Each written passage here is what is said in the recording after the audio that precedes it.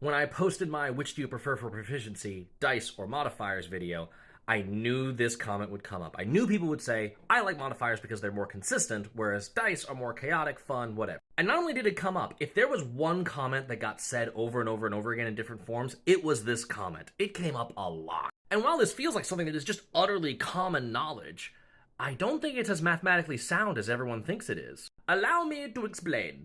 If you are not familiar with this website, you absolutely should be. This is anydice.com, and it is a fantastic website that allows you to put all kinds of dice formula in here and then get a statistical analysis of what comes out of those dice. Here we have your standard d20, which I think a lot of people think of when they're thinking about modifier systems. So if we got a 1d20, what are we going to roll? 5% chance of 1 through 20. Any of these could come up at any point in time. There is no consistency whatsoever. Although we could say there is an average of 10.5, which is basically taking the sum of all of your results, averaging them out based on their statistical probability of happening. But there's no consistency. Every die roll is independent. Thinking that you're going to trend towards 10 is just gambler's fallacy.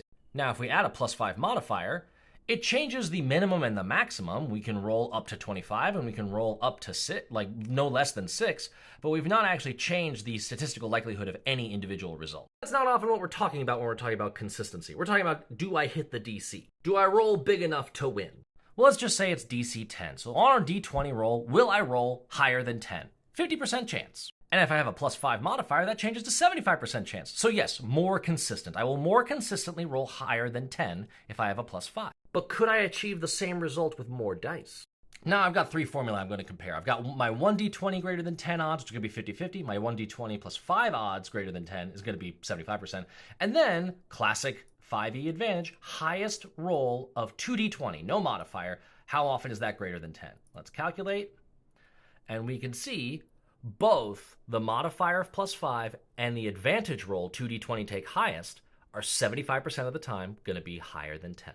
I have achieved the same level of consistency, but using dice instead of modifiers. But there is an element to multiple dice that we are forgetting.